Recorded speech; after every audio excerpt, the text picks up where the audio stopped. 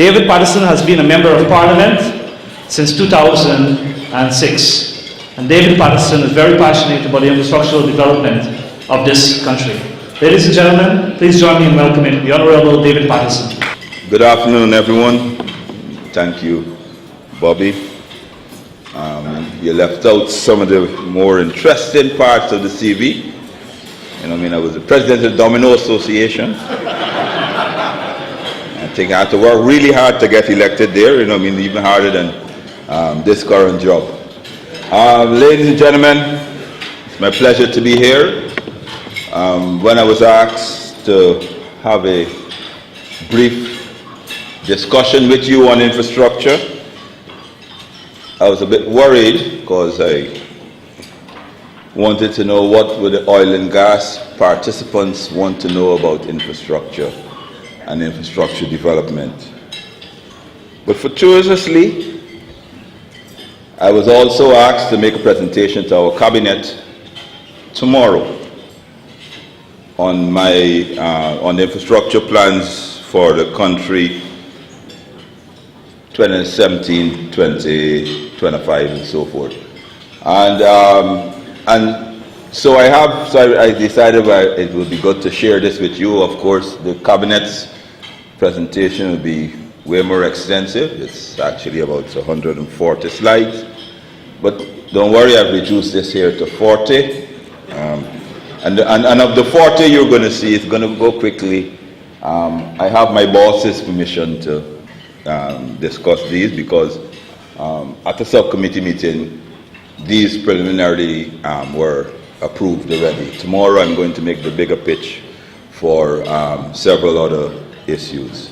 One of the primary goals that I have in the 2017-2020 is expanding our infrastructure, the coast of the hinterland. So some of you would probably be quite aware of several of these roads.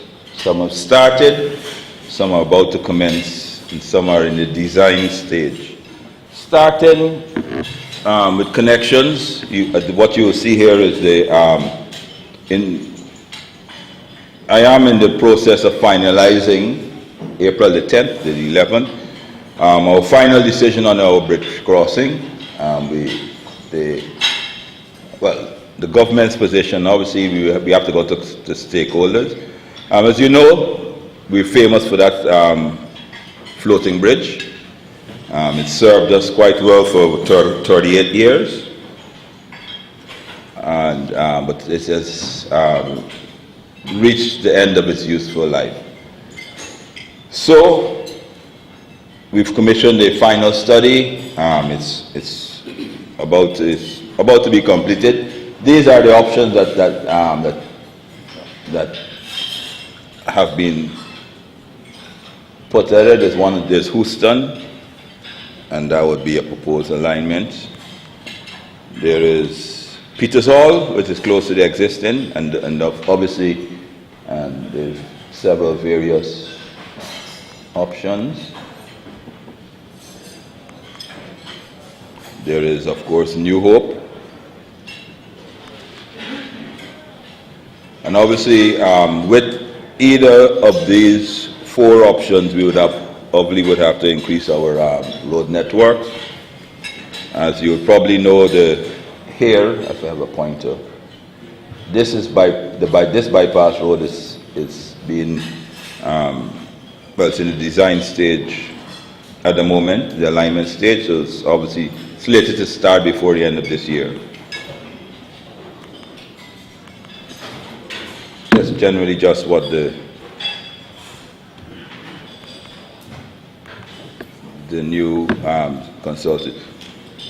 The reporters, the basic our reporters showing that before the expiration of within 10 years' time, we probably will need a second bridge crossing. So that we've also looking at that. And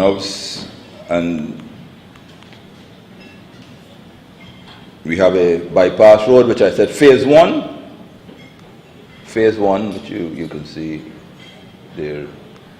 That's in the design stage, which is slated to start this year. It's funded through grant funding. We go out for EPCs close to the end of the year. Sorry, one.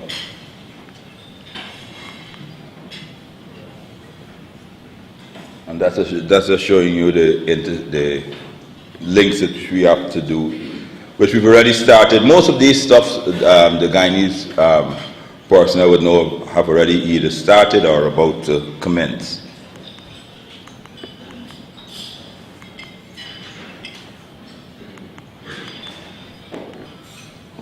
This is the link.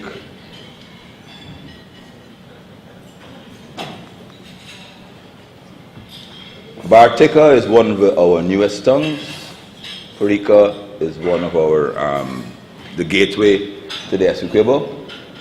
And there is a proposal to have this road linked. And obviously, and you will see, and at the bottom, at the link, have either bridged or a terminal. And with this, Bartica is the gateway to our mining community as well, one of the gateways to our mining community. So obviously, the idea is to link the entire, our entire coastlands physically. This is, once again, just an illustration of the, the road, the current project is the Cardis to Goshen. We are examining to extend it, where is the closest point to bridge this particular river, and that is in the design stage currently. Hopefully by next year we can have a final decision. This carries you from the existing bridge right back to that Goshen.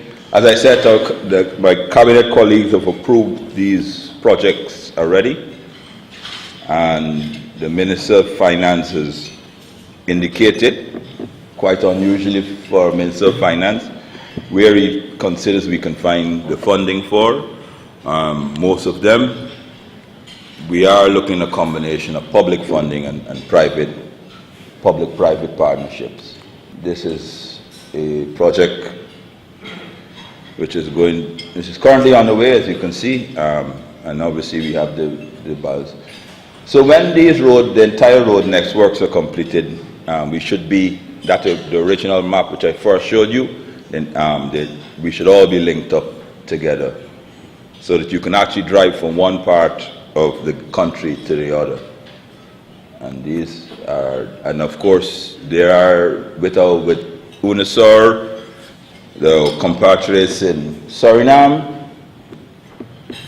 there are two, the feasibility study for two fixed bridge crossing, a fixed bridge crossing with Suriname. They are the drivers behind it, and these are the two possible locations that we are considering. A long dream of the Guyanese public, you would know, would be the road from Linden to Lethem. You probably would have heard about this every time you come to Guyana. I'm glad to say that, and obviously, I'm glad to say that the first section, Linden to Mabura, has been funded. And this is through a loan and a grant, and it should be out to public tender before the end of the year, and that is slated to take 2 years, but that will give you the first 70 kilometers plus a bridge here, plus a bridge. So both are slated to be funded, commenced this year. There are a couple of bridges for the persons I know in the extractive industry, which we would have already committed to have completed. Particularly the one I am particularly proud of, the one we're going to do over the Kokwani crossing, which is long overdue. Well, of course, everyone would know Guyana be below the sea coast. We expend approximately annually in sea defense something like $10 million US in maintaining and trying to keep the sea out. We are making incremental progress. Obviously with a combination of hard infrastructure and mangrove restoration projects. Obviously, between now and 2020, I have to reconstruct approximately 20 kilometers of hard infrastructure. This is also a project which you probably know. I think the Marriott where we are is somewhere here, and that is a development of the seafront, all the way up to with the Kitty Pump Station, which is here. It's approximately 3.5 kilometers in length. There is, once again, that is fully funded. Well, it is so far fully funded, of course, and it is a combination of a loan from CDB and a grant from the UK DFID funding and project. That along with the Stelling, and once again, that's slated to start in 2017. That is this, of course, for the Guyanese would know. This is strange enough. You believe it or not, 18,000 passengers use this every single day, and obviously it is unsafe. A lot of work to be done. This is 18,000, as you know. Everybody will know this is between Starbrook, right at the market there, and Breeden Hoop. So a modern facility will be constructed here. I'm glad to say that as well is fully funded and in the design stage. On the question of aerodromes, we have approximately 120 airstrips in Guyana,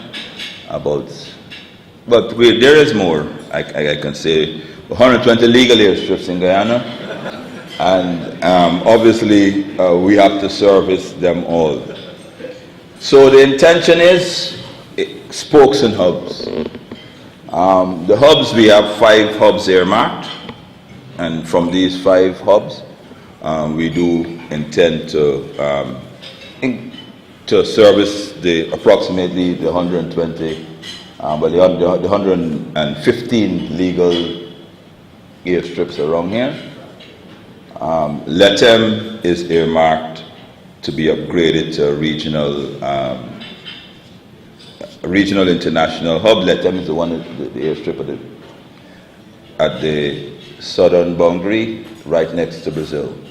Energy, just a bit of thing. Ghana is blessed with, as you know, great potential in all types of energies, same except thermal energy. High PV projects this year, as I have on approximately 2 megawatts of renewable energy, fully funded in the budget already. Solar farms, for these are some of our outlying townships, and we're actually putting in solar farms.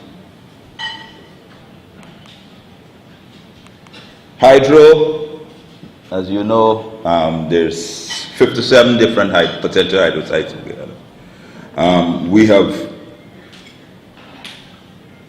zoomed in on these here.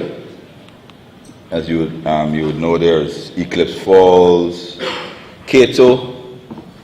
At the moment, that's a small falls. There's Muckamucka. Both of the Muckamucka was operational, is no longer. Amila Falls, which most of you would be quite aware of, is also being considered. For the larger falls, Chumachimari, Eclipse Fall, Tiger Falls. We're actually doing some of the hydrology studies at the moment, as well for Amila, to advance this process forward. We have also considered the use of natural gas as an interim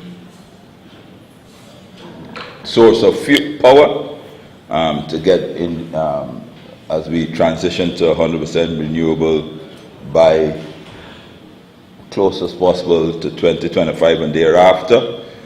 There is a study. I am commissioning a study right now. I think ExxonMobil are doing that same as well. A shore base, but you probably would, Minister Trotman, when he was here, he probably would have discussed with you. That is slated to go ahead, public-private partnership. I am looking at the possibilities of landing what are the possibilities of landing a pipeline to shore, or transshipping the natural gas and having a generating system, public-private partnership or not, set up in George to power the grids. Wind power, we're in discussions with a private developer for wind power at the moment. And this is something which hasn't been approved but has been requested by the government. The government of Guyana rents at least 200 buildings to house their ministry. And we are seeking to develop an administrative center. The land is already earmarked, so I'm now developing different ideas for them. This hasn't been approved as yet, so hopefully the idea is for us to house several of our ministries and dispose of. We have property in very, what should I say? In town, we have properties in very expensive commercial zones because traditionally that's where our ministries would be, and it is felt that we should, one, for the life of the city, which is bursting at the seams, that we should try and transition the administrative center out from the heart of the city. So this is a proposal. It's going to go on the East Coast, parallel to where the bypass would be, so you could get easy access. This is a schedule. What's scheduled in two phases: 2017-2020, 2020-25. Of course, the one for cabinet has the funding and the costs and those things like that, but don't think that they would be pleased with me if I showed you first before I got approval from them. Generally, that would be my presentation, just a quick snapshot of what we would have on the slates. Obviously, there are far more details, particularly in the question of the shore base, the question of the natural gas. There are locations already earmarked, possible locations. I don't want to be putting that up and then the estate agents start farming out the properties. It has happened. It has happened. Every time I show the demo, where the Demerara crossing we were just discussing, people start buying the possible location. So I do have a full slate. There's obviously several issues which need to be addressed. The capacity of the country to absorb all of these projects at one time is a concern of mine, but we seek to address it. As you know, the Minister of Business will be here. We are open for partnerships, joint ventures, obviously, but we also are very, what should I say, keen on increasing our local content and our local content partners. So we do hope that all persons coming, we'll partner with our local persons so that we can have the benefits of the experience and with our Guyanese ingenuity. We should be a winning partner. So, folks, I'm hoping. That's a good afternoon to you all. As a local person from Guyana, running a business in Guyana, it is extremely heartening, the presentation and the ideas and the new initiatives that are expected to be unfolding over the next few years. I must take this opportunity to commend you for the work currently being done as we drive around Georgetown and outlying areas. We see quite a lot of road improvement work, so I must compliment you for that lead role. But in the development of the new infrastructure, or additional infrastructure, I think it's important that our designers focus on a more international outlook, because we are still designing roads that only 2 small cars can pass and, bridges. We must ensure that this phase of infrastructure is one that has the capacity to be extended even further. Because I think in the context of the oil industry being developed and having an onshore base, I'm sure that we will have massive pieces of equipment that will be required to roll around Georgetown and the coastal areas. So in the context of design, I think that we should ensure that the designs are appropriate enough to suit the longer term development. Thanks. Thank you very much, and you've identified one of the problems and the challenges that we would have, hence the question of moving the administrative center out. Georgetown is, 200 years old. The streets that we're driving in the city have been there for over a century and a half. And that is the challenge in the space to the amount of reserve available for us to widen the roads. I don't think that we for sure would like to expand the roads. I know it's not a funding problem, it's a purely design problem.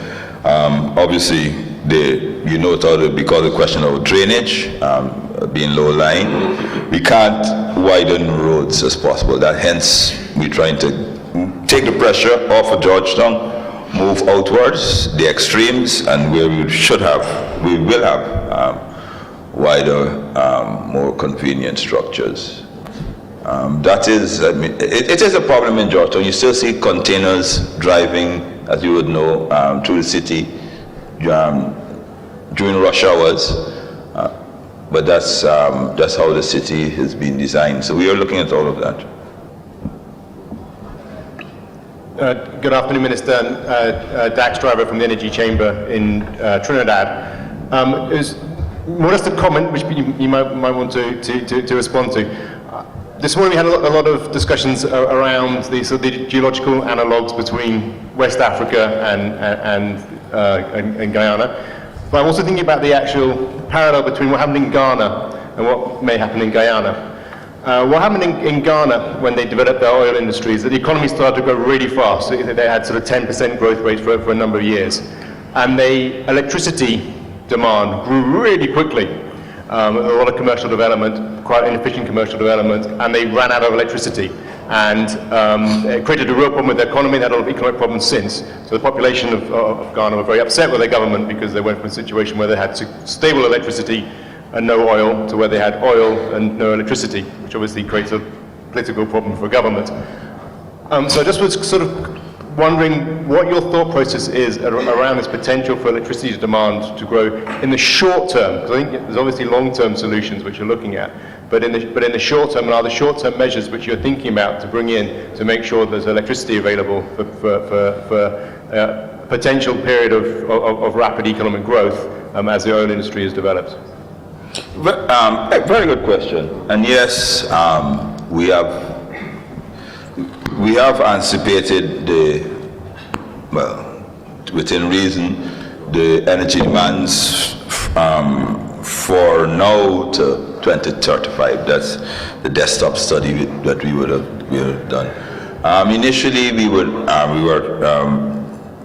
by now there was supposed to be a hydro, but which is a mile of fall, but that has run into a few technical and other administrative difficulties.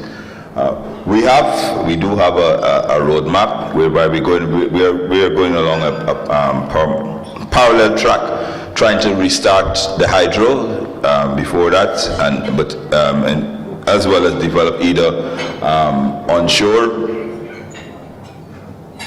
thermal generation convertible into natural gas as redundancy. So that is currently being funded and currently being done.